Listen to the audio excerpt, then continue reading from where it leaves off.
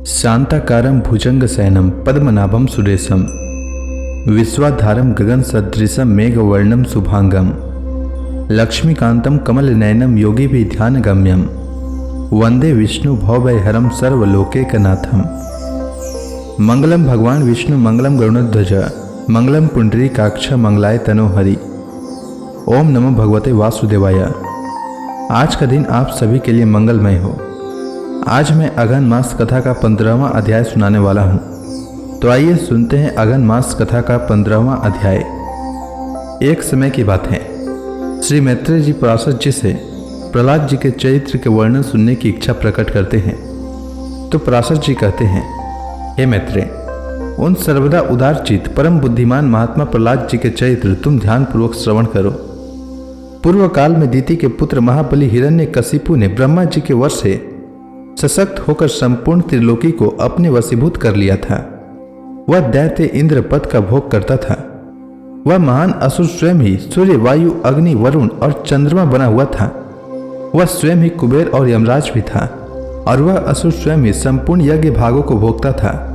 हे मुनि सतम, उसके भय से देवगण स्वर्ग को छोड़कर मनुष्य शरीर धारण कर भूमंडल में विचरते रहते थे। इस प्रकार संपूर्ण त्रिलोकी को जीतकर त्रिभुवन के वैभव से गर्वित हुआ और गंधर्वों से अपनी स्तुति सुनता हुआ वह अपने अभिष्ट भोगों को भोगता था। उस समय उस मध्यापानासक्त महाकाया हिरण्यकशिपु की ही समस्त सिद्ध, गंधर्व और नाग आदि उपासना करते थे। उस दैत्यराज के सामने कोई सिद्धगण तो बाजे बजाकर उसका यशोगान करते और कोई अति प्रसन्न होकर जय जयकार करते, तथा वह असुरराज वहां स्फटिक एवं अभ्रशिला के बने हुए मनोहर महल में प्रसन्नता के साथ मद्यपान करता रहता था। उसका प्रहलाद नामक महाभाग्यवान पुत्र था। वह बालक गुरु के यहाँ जाकर बालोचित पाठ पढ़ने लगा। एक दिन वह धर्मात्मा बालक गुरु जी के साथ अपने पिता दैत्यराज के पास गया, जो उस समय मद्यपान में लगा हुआ था। तब अपने चरणों में झुके हुए अपने परम तेजस्वी पुत्र प्रहलाद जी को उठाकर पिता हिरण्यकशिपु ने कहा। हिरण्यकशिपु बोला, वत्स, अब तक अध्ययन में निरंतर तत्पर रहकर तुमने जो कुछ पढ़ा है उसका सारभूत शुभ भाषण में हमें सुनाओ। प्रहलाद जी बोले, पिताजी, मेरे मन में जो सबके सारांश रूप से स्थित हैं वह मैं आपकी आज्ञा अनुसार सुनाता हूँ। सावधान होकर सुनिए।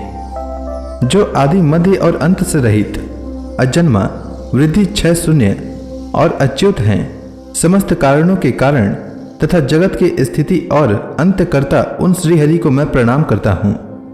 श्री पराशर जी बोले, यह सुन दैत्यराज हिरण्यकशिपु ने क्रोध से नेत्र लाल कर प्रहलाद के गुरु की ओर देखकर कांपते हुए ओठों से कहा, रे दुर्बुद्धि ब्राह्मण धम, यह क्या? तूने मेरी अवज्ञा कर इस बालक को मेरे विपक्षी की स्तुति से युक्त आसार शिक्षा दी है। गुरु जी ने कहा, दैत्यराज, आपको क्रोध से वशीभूत न होना चाहिए। आपका यह पुत्र मेरी सिखाई हुई बात नहीं कह रहा है।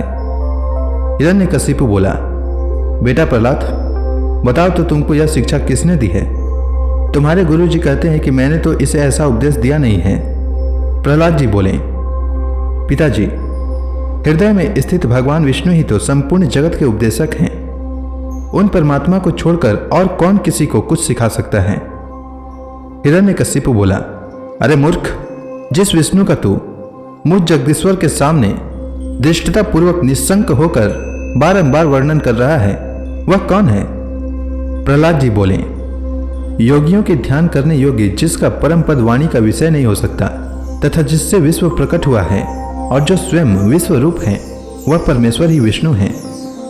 हिरण्यकशिपु बोला, अरे मूढ़, मेरे रहते हुए और कौन परमेश्वर कहा जा सकता है? फिर भी तू मौत के मुख में जाने की इच्छा से बारंबार ऐसा बक रहा है। प्रहलाद जी बोले, हे तात, वह ब्रह्मभूत विष्णु तो केवल मेरा ही नहीं बल्कि संपूर्ण प्रजा और आपका भी कर्ता, नियंता और परमेश्वर हैं। आप प्रसन्न होइए, व्यर्थ क्रोध क्यों करते हैं? हिरण्यकशिपु बोला, अरे कौन पापी इस दुर्बुद्धि बालक के हृदय में घुस बैठा है जिससे आविष्ट चित होकर यह ऐसे अमंगल वचन बोलता है?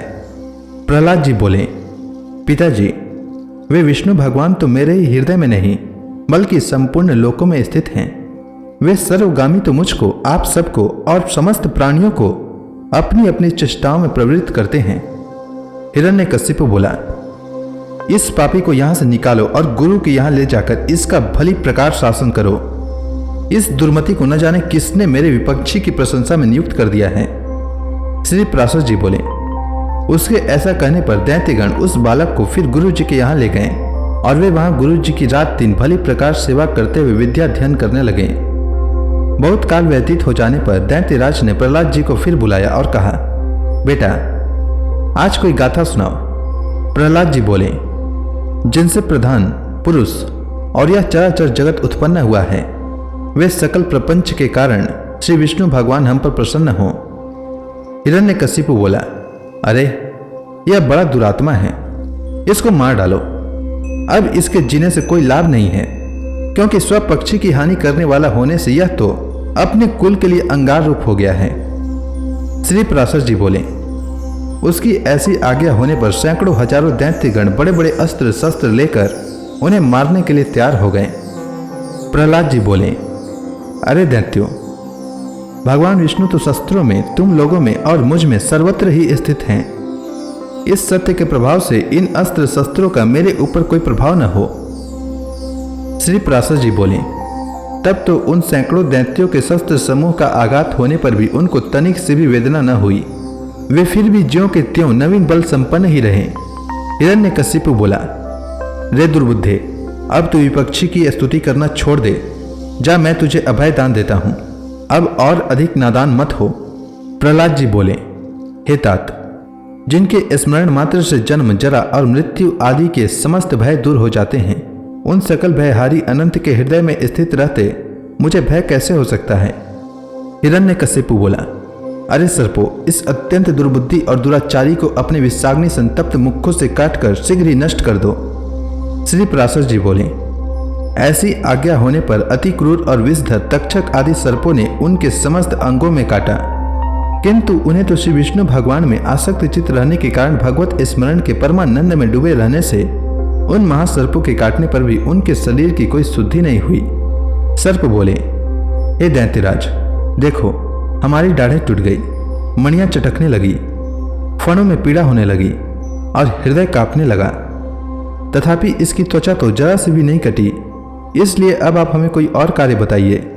हिरण्यकशिपु बोला, हे दिग्गजों, तुम सब अपने संकीर्ण दांतों को मिलाकर मेरे शत्रु पक्ष द्वारा मुझसे विमुख किए हुए इस बालक को मार डालो। देखो, जैसे अग्नि से उत्पन्न हुआ अग्नि उसी को जला डालता है, उसी प्रकार कोई कोई जिससे उत्पन्न होते हैं उसी के नाश करने वाले हो जाते हैं। श्री पराशर जी बोले, तब पर्वत शिखर के समान विशालकाय दिग्गजों ने उस बालक को पृथ्वी पर पटक कर अपने दांतों से खूब रौंदा, किंतु श्री गोविंद का स्मरण करते रहने से हाथियों के हजारों दांत उनके वक्ष स्थल से टकराकर टूट गए। तब उन्होंने पिता हिरण्यकशिपु से कहा, ये तो हाथियों के वज्र के समान कठोर दांत टूट गए हैं, इसमें मेरा कोई बल नहीं है। यह तो श्री जनार्दन भगवान के महाविपत्ति और कलेशों के नष्ट करने वाले स्मरण का ही प्रभाव है। हिरण्यकशिपु बोला, अरे दिग्गजों, तुम हट जाओ। दैत्यगण, तुम अग्नि जलाओ, और हे वायु, तुम अग्नि को प्रज्वलित करो, जिससे इस पापी को जला डाला जाए। श्री पराशर जी बोले, तब अपने स्वामी की आज्ञा से दानवगण काष्ठ के एक बड़े ढेर में स्थित उस असुर राजकुमार को अग्नि प्रज्वलित करके जलाने लगे। प्रहलाद जी बोले, हे तात, पवन से प्रेरित हुआ यह अग्नि भी मुझे नहीं जलाता। मुझको तो सभी दिशाएं ऐसी शीतल प्रतीत होती है मानो मेरे चारों ओर कमल बिछे हुए हों। श्री पराशर जी बोले, तदंतर शुक्र जी के पुत्र बड़े वाग्मी महात्मा पुरोहितगण समान नीति से दैत्यराज की बड़ाई करते हुए बोले। पुरोहित बोले, हे राजन, अपने इस बालक पुत्र के प्रति अपना क्रोध शांत कीजिए। आपको तो देवताओं पर ही क्रोध करना चाहिए, क्योंकि उसकी सफलता तो वही है।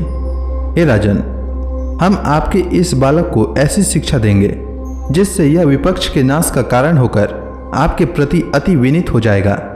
हे दैत्यराज, बाल्यावस्था तो सब प्रकार के दोषों का आश्रय होती ही है, इसलिए आपको इस बालक पर अत्यंत क्रोध का प्रयोग नहीं करना चाहिए।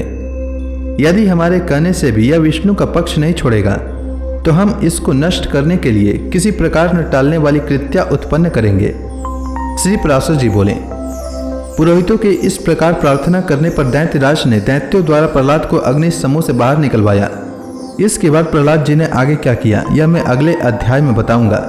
तब तक के लिए भगवान विष्णु का नाम लेते रहें।